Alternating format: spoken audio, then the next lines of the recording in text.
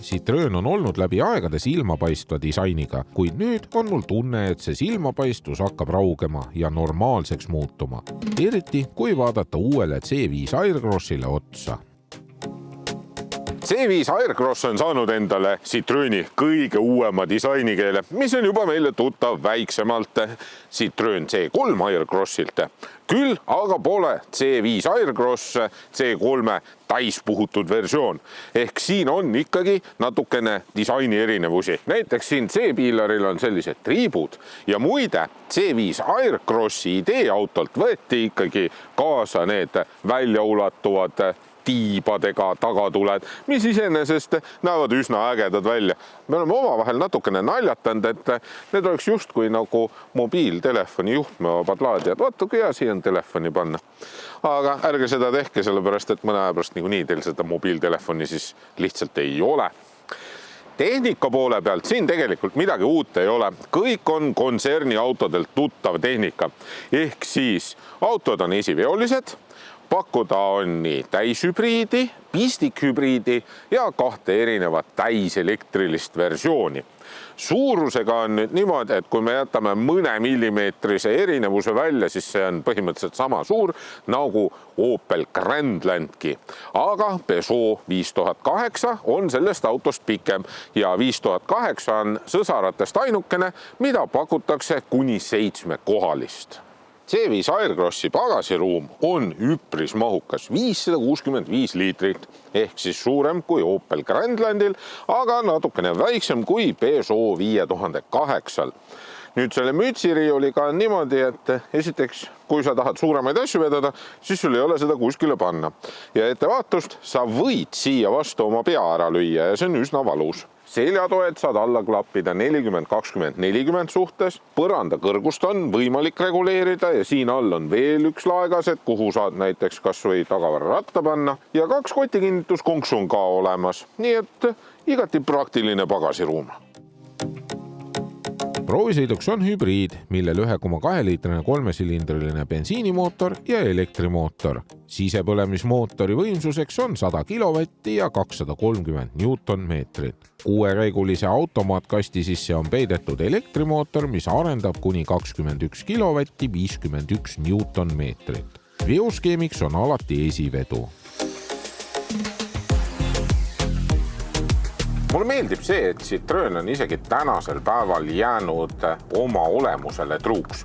Ja see tähendab seda, et see auto on endiselt hästi pehme, mugav ja kuskilt otsast ei ole see sportlikke.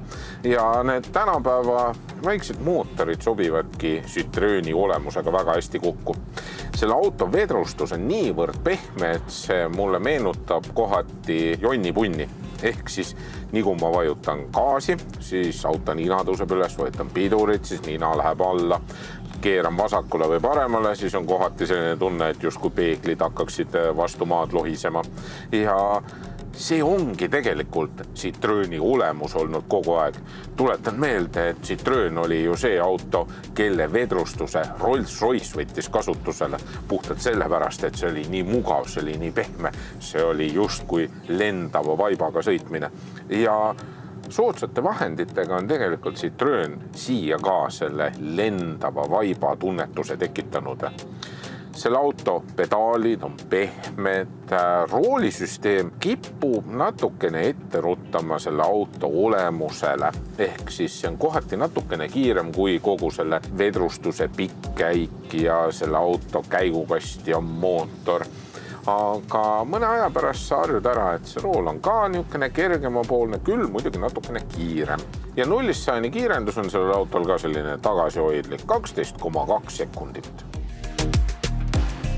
Olgugi, et selles autos on kõvast plastikust detaile üsna palju, näeb see kõik visuaalselt üpris hea välja.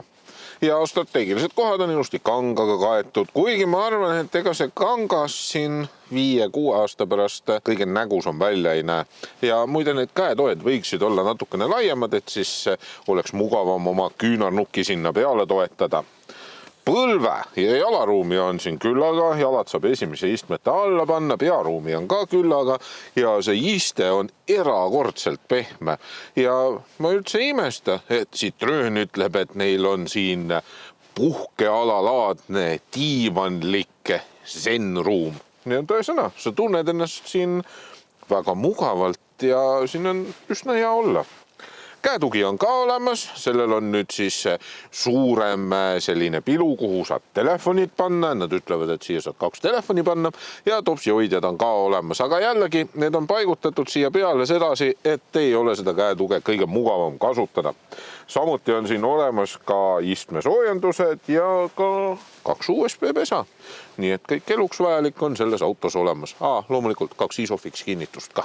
Citroen on C5-le pannud ka uued istmed ja ma võiks öelda, et need on kõige sportlikumad istmed, mida ma olen viimasel ajal Citroenidel kogenud. Aga see ei tähenda seda, et nüüd Citroen tahab kuidagi sportlik olla. Vastupidi, need on endiselt pehmed, need on mugavad, need on natukene kitsamad, aga nendel on palju rohkem külgtuge ja kui eelnevatel Citroeni istmetel külgtuge üldse ei olnud, siis nüüd sa oled ikkagi siin üsna kindlalt kinni. Rooli suhtes istud ka üsna mugavalt, küll natukene kõrgem istumisasend, aga seda ju tegelikult sellistest linnadžiipidest tahetaksegi. Täpselt samamoodi enamasti kõva plastik, aga visuaalselt jällegi väga ilusti lahendatud. Küll sooviksin, et see näidikute paneeli ekraan oleks natukene allpool ja ülespoole kaldus. Hetkel on see natukene allapoole kaldu ja peab rooli lihtsalt kõrgemale tõstma, et siis seda infot näha. Kuigi ma peaks ütlema, et konfigureerimise poole pealt on see ekraan väga hea. Sa saad siia täpselt sellist infot, nagu sul vaja on ja siin ei ole liigset müra. Näidikute paneel on ka klaasile projitseerimisel olemas, nii et sinna saad ka kõik vajaliku info. Ja muide, siia näidikute paneeli ekraanile saad Waze'i pildi ka kuvada, aga seda siis, kui sa Waze'iga navigeerid. Juhtmevaba Apple CarPlay ilusti olemas, väga mugavalt on telefoni laadimispesa siia pandud ja väga hästi laeb ka. Vahet ei ole, mismoodi see telefon siin on, kogu aeg on vähemalt minul laadin. Hea on see, et see hääletugevuse nupp on siin kummist ja rullik, väga mõnus on seda kasutada. Mõned kiirteenupud on ilusti olemas füüsiliselt, kliimapaneel on ka alati siin multimeedia ekraanil olemas. Küll muidugi, kui sa kasutad Apple CarPlay'd, Android autot ja tahad istmesoojendust või istmejahutust või roolisoojendust sisse lülitada, siis sa pead korraks sealt Apple CarPlay'st Android autost välja tulema. Aga see võib-olla on ka selle auto puhul üks kõige suurem kasutusmugavuse miinus, siis ütleks nii. Kiirtee on olemas ka selle jaoks, et sa saad tüütud ohutusabilised panna siis lemmikute menüüsse, aga siis sa pead jällegi ükshaaval need välja toksima ja selle koha pealt on näiteks Renault parem, kus sa saad tekitada oma sellise profiili, kus siis 2 nupuvajutusega saad need tüütud abilised välja lülitada. Helisüsteem on soodsale autole kohane, aga mängib üsna hästi ja eriti ägedalt on siia kõrgsageduskõlarid armatuurlauda ära peidetud, mis annavad ka jälle visuaalselt natukene selliste vägevat või teistsugust disaini juurde. Topsihoidjatega on nii, et üks topsihoidja on siin üleval. See on väga mugavalt, see ei jää segama. Teised 2 tükki on peidetud siia ekraani alla ja kui sa tahad sealt mõnda pudelit kätte saada, siis sa pead natukene songlöörima, et võtma näiteks niimoodi selle siit välja. Aga harjud ära. Kõige ebamugavam on muidugi kasutada seda väikest laegast, mis on siia alla peidetud ja minu käsi siia vahele kõige paremini ei mahu. Käetugi on suur, kindalaegas on ka täitsa mõistliku suurusega. Roolipealsed nupud, need näevad välja küll nagu puutetundlikud, aga tegelikult need on füüsilised nupud.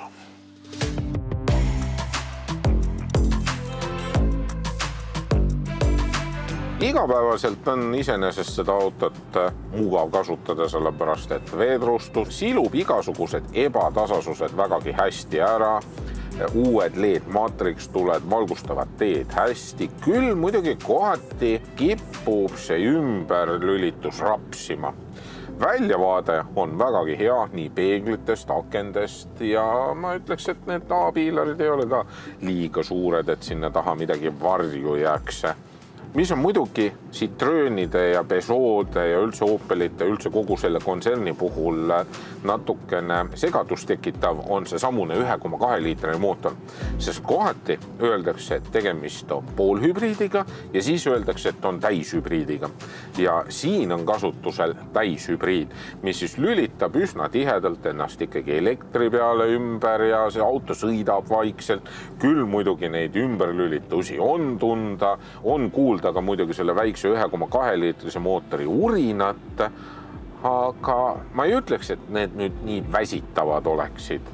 Uus on ka nüüd see, et siin on sõiduabilisi muudetud, sellel on niinimetatud sõiduabiliste 2.0 lahendus. Ehk see tähendab seda, et see auto on võimeline ka 70+ kilomeetrit tunnis vajadusel iseseisvalt sõidurida vahetama. Aga selleks peab muidugi juht ise selle käskluse andma. Keskmiseks kütusekuluks lubatakse VLTP standardi järgi 5,1 liitrit 100 ja mina sain 7,1 liitrit 100 ja selle auto baashinnaks on 30 000 eurot. Selline mõistlikult varustatud mudel maksab 36 000 eurot. Seega on see auto ikkagi soodsam kui sõsarad nii Opel Grandland kui ka Peugeot 5008.